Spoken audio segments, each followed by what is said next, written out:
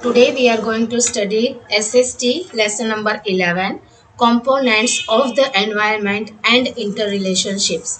ठीक है, components of the environment. सबसे पहले तो हम ये पढ़ेंगे कि what is the topic हमें क्या बता रहा है.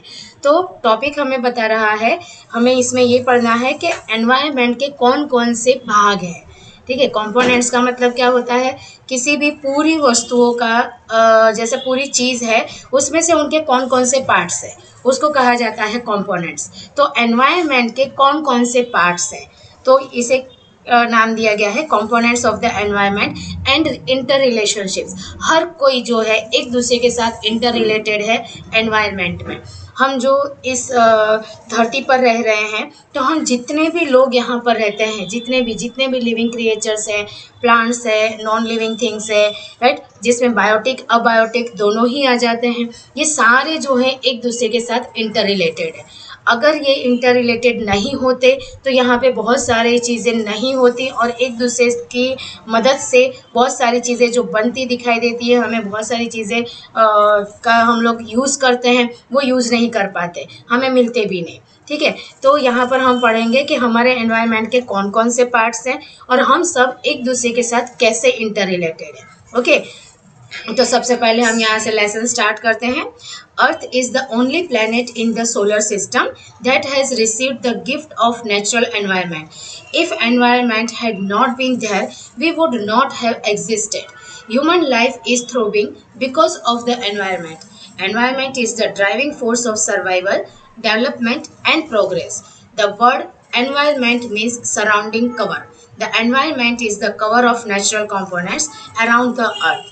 The environment is made up of lithosphere, hydrosphere, atmosphere and biosphere. है ना, ये तो हमने पहले भी जूनियर क्लास में भी पढ़ा है कि अर्थ ही एक ऐसी जगह है पूरे 8 प्लैनेट्स में जहाँ पर हमारी ज़िंदगी है, जहाँ पर लिविंग बींग्स दिखाई देते हैं, जहाँ पर ये एक हम कहेंगे कि एक बहुत बड़ा गिफ्ट है लिविंग बींग्स के लिए कि अर्थ जो है लोगों को रहने के लिए, सर्वाइव करने के लिए और जीने के लिए बहुत सारी चीज़ें देता है.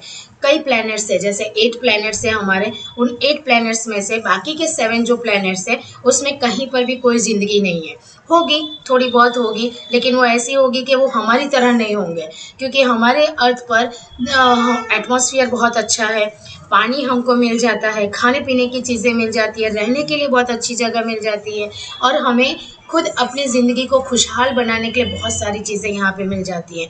और यही चीज़ जो है दूसरे प्लैनेट्स पे नहीं मिलती है. कहीं पर बहुत ज़्यादा गर्मी है, कहीं पर बहुत ज़्यादा ठंडी है, कभी दिन में गर्मी हो जाती है और रात में बहुत ठंड हो जाती है, और कहीं पर हवा है, कहीं पर हवा नहीं है, कहीं पर एटमॉस्फेयर अच्छा है तो पानी नहीं है, कहीं पानी बहुत अच्छा है तो वहाँ पे खाने पीने की चीज़ें हमें नहीं मिल सकती हैं. तो इस तरह से कोई ना कोई चीज़ लैक करती है हर प्लेनेट पे, लेकिन एक अर्थ ऐसी जगह है जहाँ पे हमें सब कुछ मिलता है और इसी की वजह से यहाँ पर फ्लोरा और फौना दोनों ही बहुत ही अच्छे से फलते फूलते हैं.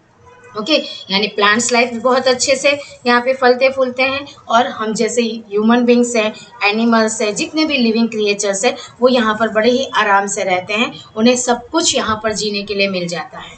ओके, तो सर्वाइव करने के लिए हमारा जो अर्थ है वो हमें बहुत ही हम कहेंगे कि ये हमारे लिए बहुत बड़ा गिफ्ट है. और एनवायरनमेंट उसमें और ज़्यादा अच्छे से, एनवायरनमेंट ऐसी चीज़ है जिसके बिना हम कहीं पर सर्वाइव नहीं कर सकते. एनवायरनमेंट का होता है हमारे सराउंडिंग एरियाज़, हमारा जो सराउंडिंग एरिया है, जैसे कि हम पूरे हवा से घिरे हुए हैं. और वो हवा कैसी है, हमने पढ़ा है कि एयर के कंपोनेंट्स हमने पढ़े हैं, एयर के भी कंपोनेंट्स हैं, जैसे कि नाइट्रोजन 78% है, ऑक्सीजन 21% है, बाकी के गैसेस 0.01% है. ओके, 1% में बाकी सब आ जाता है और कार्बन डाइऑक्साइड 0.03% है. तो इस तरीके से कंपोनेंट्स भी जो है वो बिल्कुल सही है हमारे जीने के लिए, लेकिन इसमें बहुत सारे चेंजेस अब देखने को मिल रहे हैं because human activities have change this creation. ठीक है, अब हम लोग यहाँ पर पढ़ेंगे कि एनवायरनमेंट के कंपोनेंट्स कौन कौन से हैं. तो ये हमने 6th स्टैंडर्ड में भी पढ़ लिया था, इसलिए हम इसको बहुत ही शॉर्ट में पढ़ने वाले हैं. 6th स्टैंडर्ड में हमने बहुत ही अच्छे से डिटेल में पढ़ा था. ओके, तो सबसे पहले हमारा कंपोनेंट ऑफ एनवायरनमेंट है lithosphere.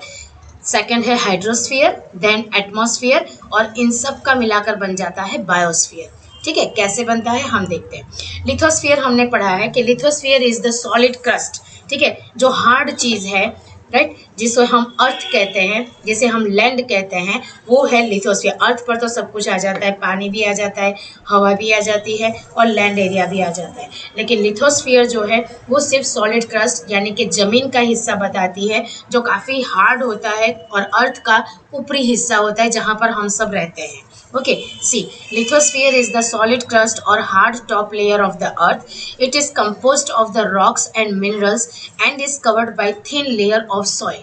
Lithosphere has multiple utility, like it provides land for human settlement, agriculture and raw material for industries, है ना। लिथोस्फीयर अगर नहीं होता तो हम सब कहाँ रहते, ओके, और हम सब रहते तो चलो पानी में रहते, खाना कहाँ से खाते, ओके, चलो खाना भी लोग, बहुत सारे लोग जो है नॉन वेज है उनको पानी में से एक्वेटिक एनिमल्स मिल जाते, लेकिन वेजिटेरियंस वालों का क्या होता, तो हर किसी के लिए कहीं ना कहीं किसी ना किसी के लिए ज़रूर प्रॉब्लम्स आती। तो लिथोस्फीयर जो है वो हमें बहुत ही वाइड एरिया देता है, लैंड देता है जिस पर हम रह सकते हैं, और इसके साथ साथ लैंड की बहुत सारी यूटिलिटी है, जैसे ह्यूमन सेटलमेंट तो है ही, हम सब धरती पर रहते हैं, राइट, ज़मीन पर रहते हैं, उस पर एग्रीकल्चर करते हैं और बहुत सारे रॉ मटेरियल्स हमको इंडस्ट्रीज के लिए मिल जाते हैं। जैसे कि आप देखते हो कि माउंटेन है, तो माउंटेन में बहुत सारी चीज़ें छुपी हुई हैं, इसको ह्यूमन स्किल और टेक्नोलॉजी दोनों की मदद से एक्सट्रैक्ट करके हमारे काम लायक चीज़ें हम इसमें से निकालते हैं। फॉरेस्ट भी है, जो फॉरेस्ट लैंड एरिया पे होता है, तो फॉरेस्ट में से भी कई चीज़ें मिलती है, फल फूल और मेडिसिनल प्लांट्स, राइट, बहुत सारे ऐसे एनिमल्स जो जिनके मरने के बाद बहुत सारी चीज़ें ह्यूमन बींग्स के काम आती हैं। और ये जो हम लोग देखते हैं हनी जो है, राइट, जो हनी बी बनाती है वो हमारे लिए बहुत काम की है। तो फॉरेस्ट जो है बहुत सारी चीज़ें हम लोगों को देती है। और इसके अलावा पानी भी है, तो पानी में से एक्वेटिक एनिमल्स मिलते हैं जिसका एक बहुत बड़ा बिजनेस चलता है, और पानी जो है वो हमें एक जगह से दूसरी जगह ट्रांसपोर्टेशन में भी हेल्प करता है। ओके, तो इस तरह से लिथोस्फीयर जो है ज़मीन का एरिया, अगर हम सिर्फ ज़मीन के एरिया की बात करें तो हमारे पास माउंटेन्स है, हिल्स है, एग्रीकल्चर के लिए काम आता है, ह्यूमन सेटलमेंट्स के लिए काम आता है, बहुत सारी चीज़ों के लिए काम आता है। So this is the lithosphere. अब चलेंगे हाइड्रोस्फीयर। हाइड्रो का मतलब पानी, राइट, और स्फीयर मतलब रहने की जगह, तो पानी वाली जगह। तो पानी वाली जगह जो है वो हमने पढ़ा हुआ है कि ओशन, सीज, लेक और रिवर्स, ये सारे हाइड्रोस्फीयर के एसेंशियल पार्ट्स हैं, राइट, और ये सब जो है लिविंग ऑर्गेनिज्म के लिए काफ़ी एसेंशियल है जो पानी में रहते हैं, जैसे कि एक्वेटिक एनिमल्स, फिश, ऑक्टोपस, ठीक है, टॉर्टॉइस और भी बहुत सारे। और एक्वेटिक प्लांट्स भी रहते हैं, बहुत सारे प्लांट्स ऐसे हैं जो पानी के ऊपर या तो फ्लोटिंग करके सर्वाइव करते हैं या पानी के नीचे रहते हैं। तो ओशन जो है एक बहुत ही बड़ा रिच रिसोर्स है अलग अलग चीज़ों का। Sea, ocean are also rich in of the various resources, कई चीज़ों का ये बहुत बड़ा रिच रिसोर्सेज है जहाँ से ह्यूमन बींग अपने काम की चीज़ निकाल कर उसको इंडस्ट्रीज वगैरह में भेजते हैं और उसमें बहुत सारी नई चीज़ें प्रोड्यूस की जाती हैं, और इसी वजह से हम यहाँ पर बहुत ही अच्छे से सर्वाइव कर सकते हैं। Now atmosphere. एटमॉस्फेयर जो एयर से रिलेटेड है। एयर में क्या क्या है हमें पता है, एयर इज द मिक्सचर, ठीक है, एयर में बहुत सारे गैसेज है जो मिक्स है। जैसे कि हम देखते हैं atmosphere is the layer of air that surrounds the earth. Atmosphere is made up of various gases, water vapour, dust particles, alkali, etc. It protects the life on the earth by absorbing the sun's harmful ultraviolet rays. We can hear sound through atmosphere. We are thankful to atmosphere for making us able to hear sound through means of communication, broadcasting like radio, television and mobile phones.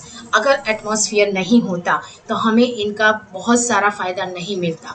Atmosphere में बहुत कुछ है, जैसे हमने यहाँ देखा कई gas है ना, कई गैस में हमें पता है नाइट्रोजन, ऑक्सीजन, हीलियम, ऐसे बहुत सारे गैसेज हैं। और वाटर वेपर भी है, ठीक है। वाटर वेपर कैसे है ये हमको एक्सपेरिमेंट साइंस में हमने देखा है कि जब हम एक ग्लास लेते हैं, ठीक है, आप अपने स्टील का ग्लास ले लो और उसके अंदर आइस क्यूब्स डाल दो, थोड़ी देर आप छोड़ दो उसको, और 15 मिनट के बाद आप उसमें देखोगे तो आपके ग्लास के बाहर पानी की बूंदें जम जाती हैं।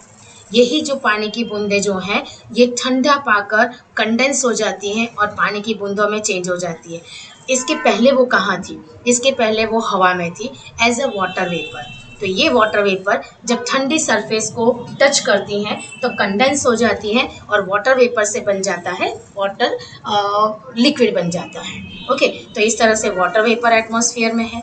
डस्ट पार्टिकल्स, हमें पता है हमारे जो एटमॉस्फेयर है उसमें बहुत सारा डस्ट है।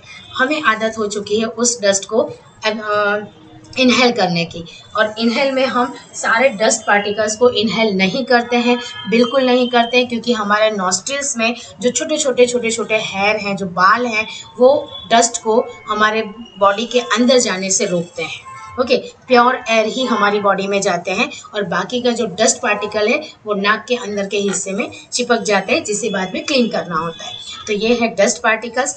एल्कलाई भी जो है हमारे एटमॉस्फेयर में बहुत देखने को मिलता है अलग अलग केमिकल्स के रूप में, और जो it protects the life of earth on the earth by absorbing the sun's harmful ultraviolet rays. Atmosphere जो है हमारा पूरा हवा से घिरा हुआ है। ओजोन लेयर है, ओजोन लेयर आपको पता है जो हमें सन के अल्ट्रावायोलेट रेज से हमें बचाता है। अगर ये अल्ट्रावायोलेट रेज हमारे अर्थ पर एंटर करेंगे तो बहुत सारे लिविंग बींग तुरंत ख़त्म हो जाएंगे, तुरंत डिस्ट्रॉय हो जाएंगे, और ह्यूमन बींग्स भी धीरे धीरे डिस्ट्रॉय होने लगेंगे, क्योंकि ये जो अल्ट्रावायोलेट रेज है ये बहुत ही ज़्यादा हार्मफुल होते हैं लिविंग क्रिएचर्स के लिए। ह्यूमन बींग में ये एक स्किन कैंसर का कारण बन सकते हैं, और इसीलिए हमें अपने एटमॉस्फेयर को नीट एंड क्लीन, जितना हो सके उतना क्लीन रखना चाहिए। एयर पॉल्यूशन कम होना चाहिए, जिसकी वजह से ओजोन का जो लेयर है उसमें कोई होल्स ना हो जाए। अगर होल्स होने लगेंगे तब तो फिर अल्ट्रावायोलेट रेज हमारे अर्थ पर एंटर कर देंगे और इससे बहुत बड़ी तबाही हो सकती है। तो फिलहाल जो है अल्ट्रावायोलेट रेज को रोकने के लिए हमारा ओजोन लेयर है और एटमॉस्फेयर इसमें हेल्पफुल करता है। दूसरी बहुत बड़ी चीज़ है कि हम एक दूसरे को आराम से सुन सकते हैं। तो कैसे सुन सकते हैं? बिकॉज ऑफ एटमॉस्फेयर, क्योंकि यहाँ पर हवा है तो हवा की जो तरंगे होती हैं, राइट, जो वेव्स होते हैं, वो हमारी आवाज़ को हवा लेकर जाती है एक जगह से दूसरी जगह। इसी वजह से हम एक दूसरे को सुन पाते हैं। स्पेस में लोग एक दूसरे को नहीं सुन पाते हैं, डायरेक्टली नहीं सुन पाते हैं, क्योंकि वहाँ पर एटमॉस्फेयर नहीं है, वहाँ पर ऐसी हवा नहीं है। ठीक है, तो हम लोग आराम से बात कर सकते हैं बिकॉज ऑफ एटमॉस्फेयर। हवा है, हमारी आवाज़ को एक जगह से दूसरी जगह ट्रांसपोर्ट करती है। न सिर्फ हम अपने आप को बात कर सकते हैं, अपनी बातों को सुन सकते हैं, लेकिन साथ साथ में ब्रॉडकास्टिंग, जैसे कि रेडियो, टेलीविज़न, फ़ोन्स पे हम बात करते हैं, वीडियो कॉलिंग करते हैं, राइट, लाइव प्रोग्राम देखा जाता है जो ब्रॉडकास्टिंग में आ जाता है टेलीविज़न में। तो ये सारी चीज़ें हम इसी वजह से देख पाते हैं क्योंकि हमारे अर्थ पर एटमॉस्फेयर है। तो एटमॉस्फेयर जो है ये बहुत ही इम्पॉर्टेंट कंपोनेंट है हमारे अर्थ के लिए। Okay, now we will go to the next component, that is biosphere. Biosphere in सब का मिलाकर है, लिथोस्फीयर, एटमॉस्फेयर, ठीक है, और एक हमने और पढ़ा था, क्या था, एटमॉस्फेयर, लिथोस्फीयर और हाइड्रोस्फीयर। ये तीनों का मिलाकर बनता है बायोस्फीयर। बायोस्फीयर जो है वो इन तीनों को इंक्लूड कर देता है। देखो हम रीड करते हैं, the part of lithosphere, hydrosphere and atmosphere where life is pervasive is called the biosphere. It includes flora, fauna, microorganisms and human beings. Living beings obtain the food and other necessities from biosphere. There are two main types of environment, natural environment and man-made environment. Natural environment includes the biotic components like flora, fauna and human beings. Inorganic means abiotic components are like land, water, air, etc. Man-made environment is created by human intellect by interacting with biotic and abiotic components. देखो biosphere में बहुत कुछ आ जाता है, flora, फोना, micro organism, human beings, ये सारे आ जाते हैं। इन सभी को खाना पीना मिलता है, रहने की जगह मिलती है, राइट, सांस लेने के लिए हवा मिल जाती है। तो इससे सारे जितने भी लिविंग क्रिएचर्स हैं वो यहाँ पर फलते फूलते हैं, जीवन अपना बिताते हैं। यहाँ पर दो टाइप के एनवायरनमेंट है, नेचुरल एनवायरनमेंट और man made environment. Natural environment naturally हमने नहीं बनाया है, गॉड मेड है, गिफ्टेड है हम लोगों को नेचुरली। ओके, और मैन मेड एनवायरनमेंट जो हमने बनाया है। नेचुरल एनवायरनमेंट में आ जाते हैं सारे बायोटिक फैक्टर्स जो जिसमें लिविंग बींग्स है, ठीक है, जैसे फ्लोरा फोना ह्यूमन बींग्स, ये सारे आ जाते हैं बायोटिक फैक्टर्स में। अबायोटिक फैक्टर्स में आ जाते हैं land, water, mountain, hills, valley, ये सारी चीज़ें जो हमने नहीं बनाई है और उसमें जान भी नहीं है, नॉन लिविंग थिंग्स से, ये आ जाता है इनऑर्गेनिक और अबायोटिक कंपोनेंट्स में। ओके, तो ये biotic and abiotic natural environment है। मैन मेड एनवायरनमेंट क्या होता है? मैन मेड एनवायरनमेंट अपने हिसाब से, अपने नीड या अपने नेसेसिटी के हिसाब से बायोटिक और अबायोटिक को चेंज करने लगता है और फिर उसका फ़ायदा उठाता है, तो इसको कहा जाता है मैन मेड एनवायरनमेंट। जैसे कि हमने अभी बात की कि हमारा जो माउंटेन है, माउंटेन में बहुत सारे मिनरल्स होते हैं, राइट, उस मिनरल्स को एक्सट्रैक्ट करने के लिए ह्यूमन स्किल चाहिए। स्किल का मतलब होता है एक्सपर्टाइज, मालूम होना चाहिए कि ये पहाड़ में क्या चीज़ छुपा हुआ है। चलो पता तो चल गया कि यहाँ पर ऐसे पत्थर हैं जिसमें से हम डायमंड निकाल सकते हैं, लेकिन इसे निकाले कैसे? अब उसको निकालने के लिए हमारे पास टेक्नोलॉजी होनी चाहिए। तो ये टेक्नोलॉजी और ह्यूमन इंटेलेक्ट दोनों मिलकर नेचर में से एक्सट्रैक्ट करते हैं चीज़ें और अपने हिसाब से उनको मोल्ड करते हैं और उसको यूज़ में लाते हैं। तो ये सब जो है वो मैन मेड एनवायरनमेंट में आता है। ओके, अब हम आगे पढ़ते हैं मैन मेड एनवायरनमेंट में और क्या है। Man interact with surrounding environment, he makes changes in it according to his need. In ancient times, man lived a nomadic life and adapted the environment according to his own needs. His life was simple and his needs were limited. So, all his needs were met from surrounding environment. As the time passed, changes occurred and needs also increased. Man learned how to use and change the environment. As a result, production increased in agriculture, animal husbandry due to invention of the wheel and industrial revolution. This man made environment is also known as cultural environment. ठीक है, human beings ने environment के साथ interact किया। Environment, जब हम early human beings थे, जब उस वक्त लोगों के पास रहने की कोई जगह नहीं थी, खाने का कोई ठिकाना नहीं था, उनकी लाइफ अनसेटल्ड थी, कभी यहाँ कभी वहाँ नॉमेडिक लाइफ जीते थे, राइट, और एनवायरनमेंट से अपनी ज़रूरत की चीज़ें ले लेते थे और बाकी की चीज़ें, उन्हें ज़्यादा स्किल नहीं था, उनके पास टेक्नोलॉजी नहीं थी, तो वो सिर्फ बहुत ही थोड़ा सा यूज़ करते थे एनवायरनमेंट में से, और उनकी लाइफ जो थी बहुत ही सिंपल और अपने नीड के हिसाब से बहुत ही लिमिटेड नीड्स थी उनकी, क्योंकि उनके पास दो चीज़ नहीं थी, एक तो स्किल नहीं था, दूसरी टेक्नोलॉजी नहीं थी, है ना, और उनका माइंड उतना डेवलप नहीं हुआ था, इसीलिए वो लोग बहुत ही सिंपल लाइफ जीते थे और उनकी जो ज़रूरतें थी वो भी काफ़ी लिमिटेड थी।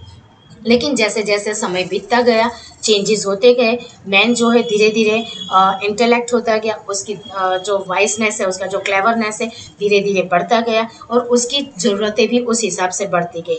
जैसे जैसे ज़रूरतें बढ़ती गई, वो नेचर में से चीज़ों को ज़्यादा से ज़्यादा एक्सट्रैक्ट करने लगा, बहुत सारी चीज़ें वो लेने लगा, यूज़ करने लगा, धीरे धीरे स्किल और टेक्नोलॉजी दोनों का यूज़ होने लगा और फिर इस तरीके से उन्होंने बहुत सारी चीज़ें बना ली।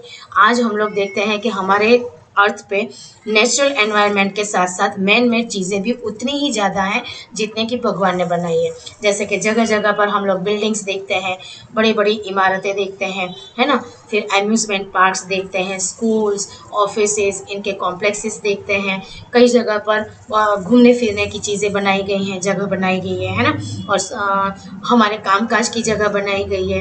हम देखते हैं कि एग्रीकल्चर भी जो है धीरे धीरे काफ़ी बड़ा होता जा रहा है, लोग जंगलों को साफ कर करके उस जगह को एग्रीकल्चरल लैंड में चेंज कर देते हैं, कभी कभी इंडस्ट्रीज़ या फैक्ट्रीज़ में चेंज कर दिया जाता है। एनिमल हस्बेंड्री यानी कि एनिमल्स को पालने का भी जो एक ऑक्यूपेशन है, उसमें भी हम देख रहे हैं धीरे धीरे बढ़ोतरी होती जा रही है। कई तरह के एनिमल्स पाले जाते हैं, फार्म एनिमल्स भी पाले जाते हैं, जैसे बीज वगैरह भी पाली जाती है जिससे हनी वगैरह मिले, सिल्क वॉर्म को पाला जाता है ताकि सिल्क मिल सके। तो इस तरह से एनिमल हस्बेंड्री भी समय समय से पहले से अब जो है काफ़ी इसमें चेंजेस आए हैं और लोग इसको ज़्यादा से ज़्यादा बढ़ाने लगे हैं। इन्वेंशन ऑफ व्हील और इंडस्ट्रियल रिवॉल्यूशन की वजह से मैन ने बहुत सारे चेंजेस किए हैं और इस चेंजेस को कल्चरल एनवायरनमेंट भी कहा जाता है। ओके, अब हम मूव करते हैं इस पिक्चर पे। इस पिक्चर को आप देख सकते हो, this is very clean and neat and clean picture, और आपको ये बहुत ही आराम से पता चल जाएगा कि ये सब है क्या।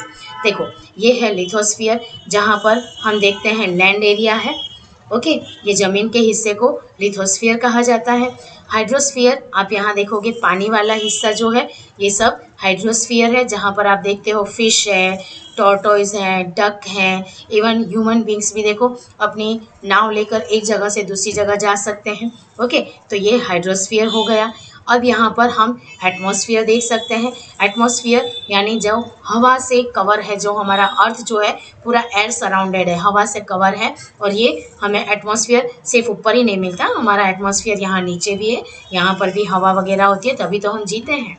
ओके, और इन तीनों को मिलाकर आप देख सकते हो यहाँ पर ये ब्लैक लाइन दी गई है। एटमॉस्फेयर, दिस इज हाइड्रोस्फीयर और ये लिथोस्फीयर, ये तीनों को मिलाकर बन जाता है बायोस्फीयर। ओके, तो यहाँ पर आप देख सकते हो कि बहुत ही अच्छा पिक्चर दिया गया है। ये तीनों को मिलाकर इसको बायोस्फीयर कहते हैं।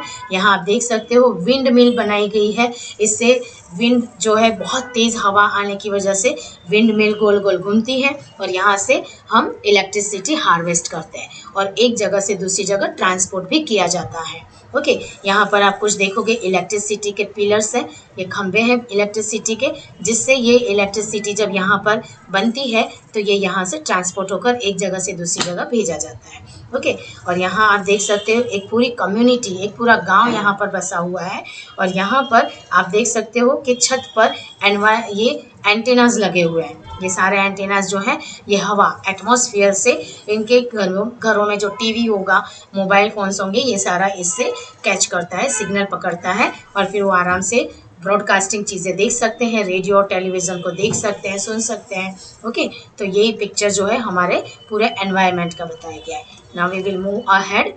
अब हम देखेंगे डिस्ट्रीब्यूशन ऑफ वाटर, पानी को कैसे डिस्ट्रीब्यूट किया गया है। तो उसके पहले हम यहाँ टेबल देख लेते हैं कि यहाँ पर हमें पानी का पूरा हिसाब दिया है। हमारे अर्थ पर पानी ज़्यादा है। आप देखते होंगे कि जो ग्लोब है, आर्टिफिशियल ग्लोब, जो ऑफिस में आपके स्कूल के प्रिंसिपल की जो मैम होंगी, मैं उनके ऑफिस में पढ़ा होगा, बहुत सारे लोग अपने घरों में भी ग्लोब रखते हैं, राइट। ज़्यादातर ये जो है एजुकेशनल इंस्टीट्यूट में आपको ग्लोब देखने को मिलेगा। तो वहाँ पर आपको देखने को मिलेगा कि जो ग्लोब है वो ब्लू कलर का है। ब्लू क्यों है?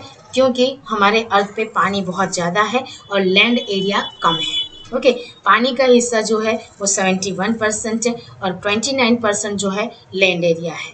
अब इसमें भी जो 71% वाटर है उसमें भी हमारे लिए पीने के लिए पानी बहुत कम है, हमारे डोमेस्टिक यूज़ के लिए पानी बहुत कम है। और जो समुद्र है, महासागर है, वहाँ पे पानी बहुत ज़्यादा है, जो खारा पानी है। ठीक है, हम ऐसा तो नहीं कहेंगे कि खारा पानी हमारे कोई काम नहीं आता है, बहुत सारे यूज़ होते हैं उसके भी, लेकिन हमारे जीने के लिए जो पीने के लिए फ्रेश वाटर चाहिए, पीने लायक पानी चाहिए, वो काफ़ी कम है। तो हमें उससे बचाना चाहिए। हमको बार बार सिखाया और बताया जाता है कि वाटर इज़ वेरी प्रेशियस, हमें उसका ख्याल रखना चाहिए। पानी उतना ही यूज़ करें जितना ज़रूरत है, उसको वेस्ट ना करें, उसको यूज़ करें। ओके, अब यहाँ देखते हैं ओशन।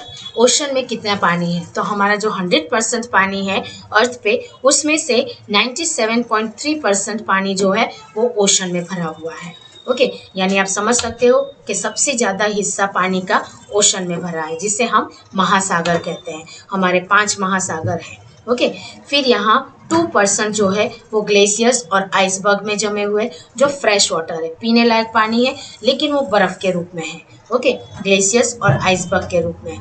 ग्राउंड वाटर यानी हमारे ज़मीन के नीचे जो पानी है वो 0.68% है, जो पानी हम हार्वेस्ट करते हैं बोरिंग के द्वारा, राइट, ट्यूबवेल के द्वारा, वेल्स बनाकर, इरिगेशन के लिए भी काम आता है, डोमेस्टिक यूज़ के लिए भी काम आता है, हमारे पीने के लिए भी काम आता है। तो ग्राउंड वाटर जो है 0.68% है।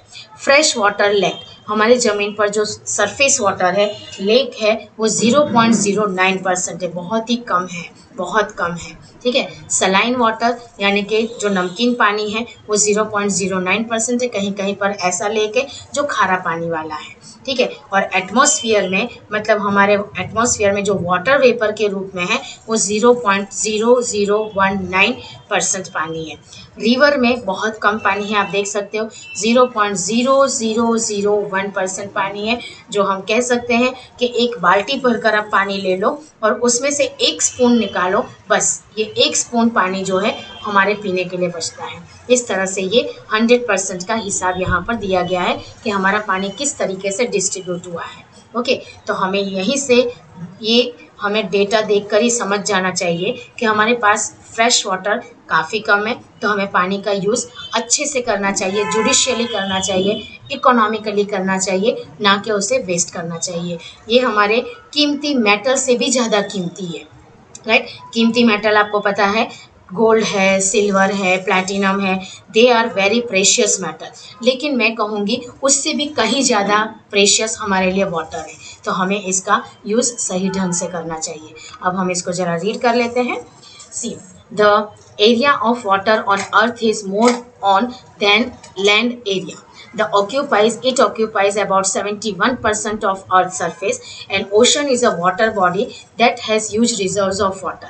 There are 4 oceans on the Earth: Pacific Ocean, Atlantic Ocean, Indian Ocean, Arctic Ocean. एक ओशन आपको नहीं दिया है, सदर्न ओशन, ठीक है, सदर्न ओशन भी एक ओशन है।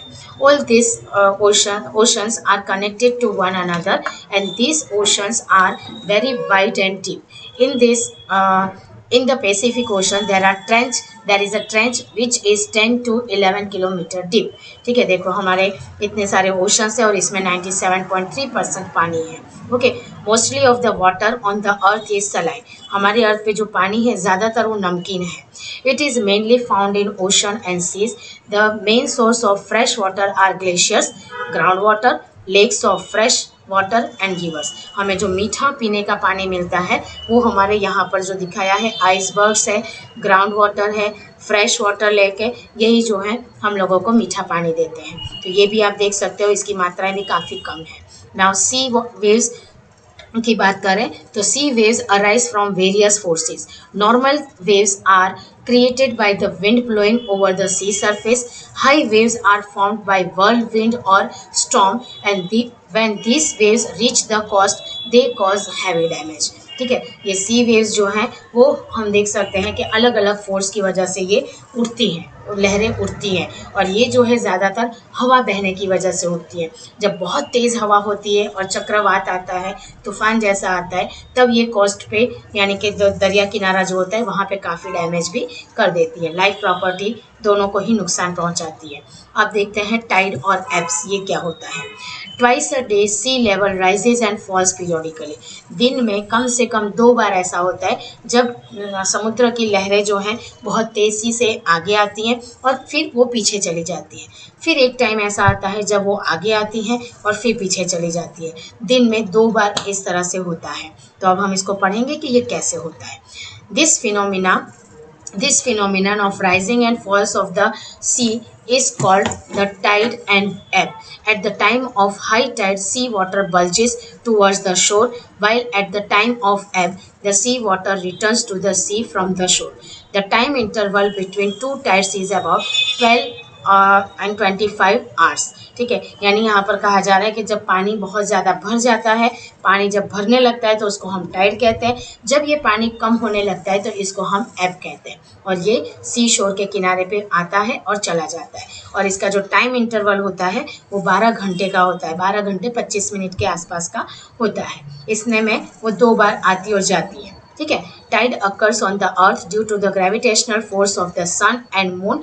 The mass of the sun is more than the moon but is far away from the earth, so the gravitational force of the moon is more on the earth. Different parts of the earth faces the sun and the moon at different times, so tides also come at different times. And on the day of new moon and full moon, the sun, the earth and the moon comes almost in a straight line.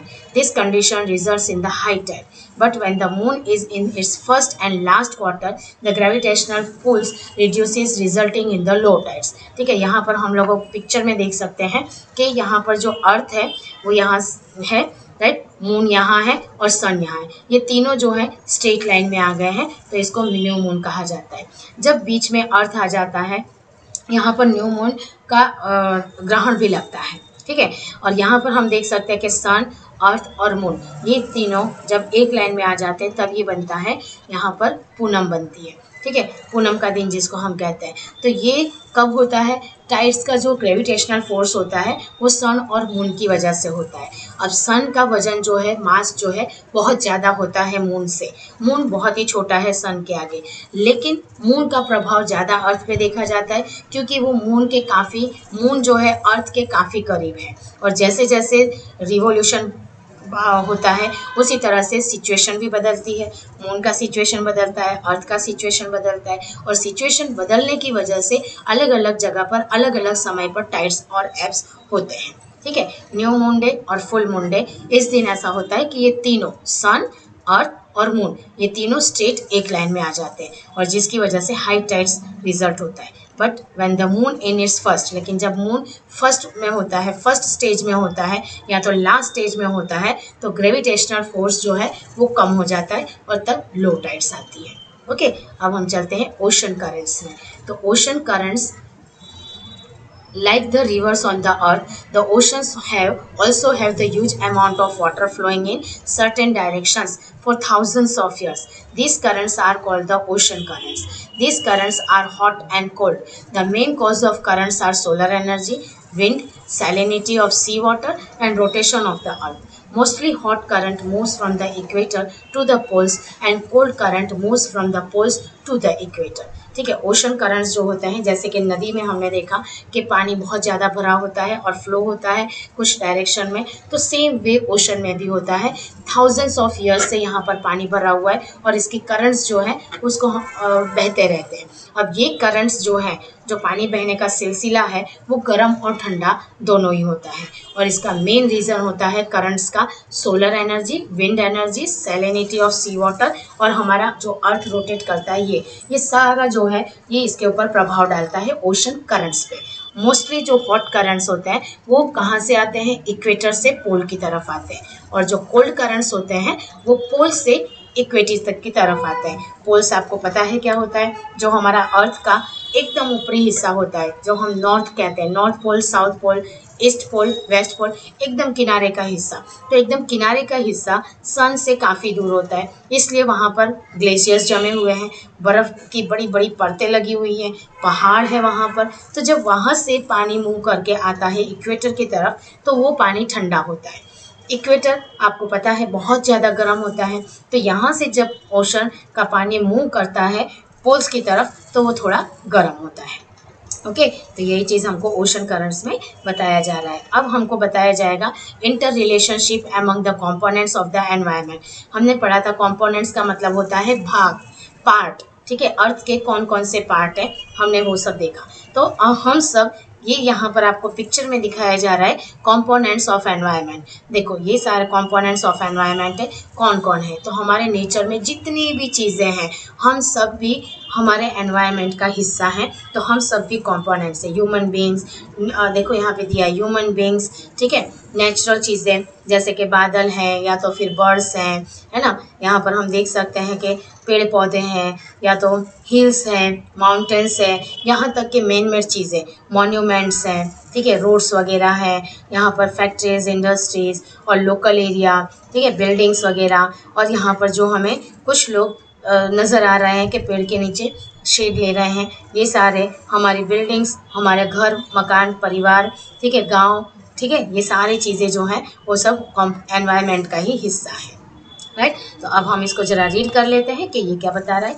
Man is at the centre of all components of environment. The different components of the environment are connected with one another by some physical cycles. These cycles are influenced by the human activities, and man does excavation in lithosphere to obtain the minerals. The huge pits are formed due to the excavation. These pits gets filled with water, resulting in formation of hydrosphere. As the temperature in the atmosphere increases, the water in the hydrosphere evaporates and it mixes with the atmosphere. As the moisture in the atmosphere condenses, clouds forms and rain falls. The flow of that water causes erosion of soil. As a result, various landforms are formed. देखो सब कुछ एक दूसरे के साथ inter related है। सबसे पहले हमको ये बोला है कि मैन जो है वो सबसे इम्पॉर्टेंट पार्ट है एटमॉस्फेयर का और यही सेंटर है। ठीक है, किस तरह से सेंटर है? तो ये एनवायरनमेंट को जोड़ता है, ह्यूमन बींग्स को मैन मेड और नेचुरल दोनों को ये जोड़ता है। हमें ऐसा बताया गया है कि लिथोस्फीयर में जहाँ पर इन्हें मिनरल्स मिलता है वहाँ पे ये माइनिंग्स करना शुरू करते हैं। और माइनिंग्स मतलब कि गड्ढा करके माइनिंग्स किया जाता है, अंदर से ज़रूरत की चीज़ें निकाल ली जाती हैं धरती में से, और फिर वहाँ पर गड्ढा हो जाता है, उसको छोड़ दिया जाता है। जब पानी बरसता है तो वहाँ पे पानी भर जाता है। जब बहुत ज़्यादा गर्मी आती है तो यही पानी इवापोरेट होकर नेचर में चला जाता है, हवा में चला जाता है और वाटर वेपर बन जाता है। जब ये पानी ऊपर चला जाता है, कंडेंस हो जाता है, तो बादल बन जाता है। बादल बनने के बाद ये फिर से बारिश के रूप में हमारी धरती पर आता है और फिर से सारे गड्ढे भर जाते हैं। इस तरह से ये वाटर साइकिल को कंटिन्यू रखता है। ठीक है, ह्यूमन अपना काम भी कर लेता है और नेचर का भी काम होता है। इस तरीके से हम लोग जो है नेचर के साथ इंटरकनेक्टेड है। ओके, तो मेरे ख्याल से अब आपको समझ में आ गया होगा कि ह्यूमन बींग और नेचर दोनों जो है एक दूसरे के साथ इंटरकनेक्टेड है। Moreover various human activities are interconnected with ecosystems due to the components of natural environment. ठीक है, बहुत सारी चीज़ें जो हैं वो एक दूसरे के साथ इंटरकनेक्टेड है। ओके, तो अब हम लोग इस वीडियो को यहीं पे स्टॉप करते हैं। नेक्स्ट जो टॉपिक है वो हम लोग नेक्स्ट वीडियो में देखेंगे। ओके।